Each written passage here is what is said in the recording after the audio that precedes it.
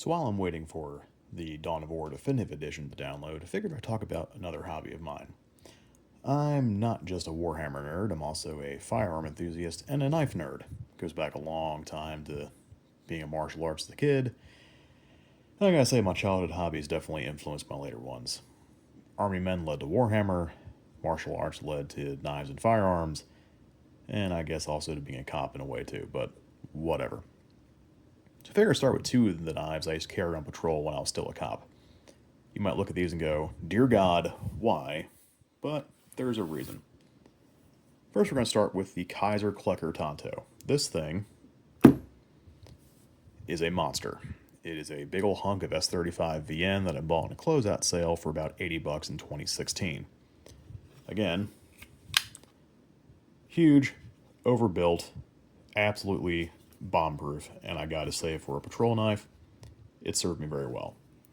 I've gone through door locks, several seat belts, an airbag or two, used it to pry things open with, and all kinds of manner of thing, and I gotta say, it has not broken yet. Takes a good edge, and has been absolutely dependable. What more could you ask for? Second is going to be the Boker Lutzak out the front. This was in my vest as a quick grab knife or a get off me tool. Never had to use it for that, thank God, but it definitely went through a seatbelt or two, an airbag or two, and I've also may have opened up a couple packages of, beef jerky and the like. Definitely beat up, but still sharp, still functions. Can't complain too much. That's in a pretty compact form factor. Not bad.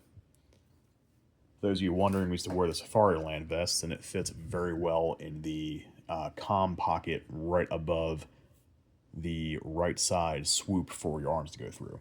Just a little bit of inside baseball. Then we have the Civivi Elementum. This little thing impressed me. Price point wasn't bad, at about $60. I have it for kind of a gentleman's knife. Very, very smooth opening. And it's a nice little Damascus style VG10 kind of blade. I am unfortunately a knife snob when it comes to steels. It's just part of the gig. Sorry in advance, but not bad. I can say I've accidentally put this thing in the washing machine and dryer quite a few times. Hasn't ruined the edge retention, hasn't ruined the heat treatment, and the wood still holds up. So, not a bad little gentleman's knife or something to carry in the pocket where it's not too ridiculous. In the same vein, we have the Kaiser Squidward. With a name like that, could you blame me? It's in 154 cm, which is incredibly hard to sharpen steel, but also very fun. Definitely has been used to open a package or two, and is a pretty good little just throw in the waistband to go outside or anything like that kind of knife. Also good for work too when I need to have something smaller than one of my giant knives, but I like it. I work in IT now, so the majority of my knife use is cutting open packages or stripping wires and things like that. Then we have this thing I found on Amazon. It was a Lothar Lich King. It looked cool. I mean, the name like the Lich King, why not? Decent opening, good harpoon style blade. It claims it's D2, and I like to believe it so far. No reason not to. The only thing I did do was redo the lanyard. It was a weird kind of leather, and I took that off for, 550 cord because it's going to last just a little bit longer. Another fun one here in MagnaCut is the Bestex Swordfish. This thing is scary. Very, very good opening, and I can say I've sharpened this thing one time since I've owned it.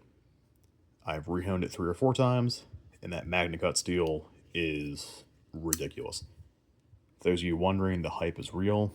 I haven't played around with CPM Rex yet. It's on my list, but I live in a very humid, very brackish environment and have had no problems with any kind of tarnishing on this kind of steel.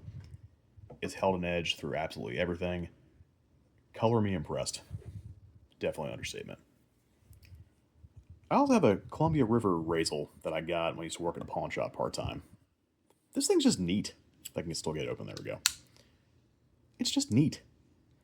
I had it in my shooting bag for a while just to have something I could, beat on a target with or pry open some containers with, but just cool. Neat little McCarded G10 style handles. Has a locking bar on it. Definitely nifty. Don't carry it much, but kind of cool.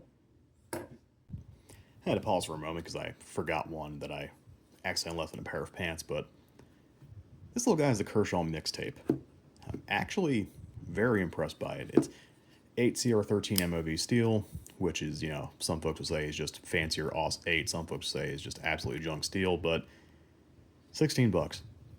Reverse Tonto, incredibly grippy scales, and forgive the wire gook on there, I was stripping wire with it over the weekend, but really nice little knife, impressive, and again, didn't break the bank. This last one's a new acquisition. It's the North Mountain Knives Chop 3, I think, or Chop 2, but it's the kickstand. Color me impressed again. Very grippy machine, G10 handles. Very decent opening for a blade of this size when you do it the right way. Has an actual Hamon, which, I'm also a martial arts nerd, so it kind of speaks to my soul, but it's an SLD Magic Steel, which is kind of a strange sort of Sanmai D2 setup here. This is one of the most ridiculously sharp knives I've had out of the box, with the exception of my Dervish, which I might do a fixed blade video at another time and show those off, but this thing's impressive. Good opening, solid lockup, not bad for a liner lock. It's big, it's over-engineered, and I gotta say, in the world of Barely Tabletop, big, dumb, and stupid is a guiding philosophy and principle. If it's big, dumb, and stupid and works, well, then it's not stupid.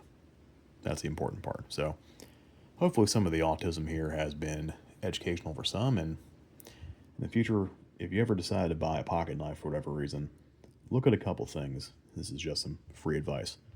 For one, look for your use case, look for your price point, and try and see about ease of maintenance. Some steels, of course, are going to be incredibly rust resistant but not hold an edge. Some are going to be razor sharp but are going to have absolutely no edge retention and are very fragile. And don't be fooled by what you sometimes see on TikTok. No, the Serbian knives or the Maxis knives, the ones that are the ultimate, made from mystical steel in the mountains of Japan knives, are not always reputable. So trust your sources, follow up where you can. Personally, I enjoy Smoky Mountain Knife Works. I enjoy Knife Center, Blade HQ, things like that. But any questions, just ask them. And remember, for anybody's price point, much like in the firearm world, there is something you can find that is quality to meet your needs. And as always, well, it's a little different, I guess, but a knife in your pocket is worth way more than 15 back home. Keep painting, keep doing what you love doing. Have a good time.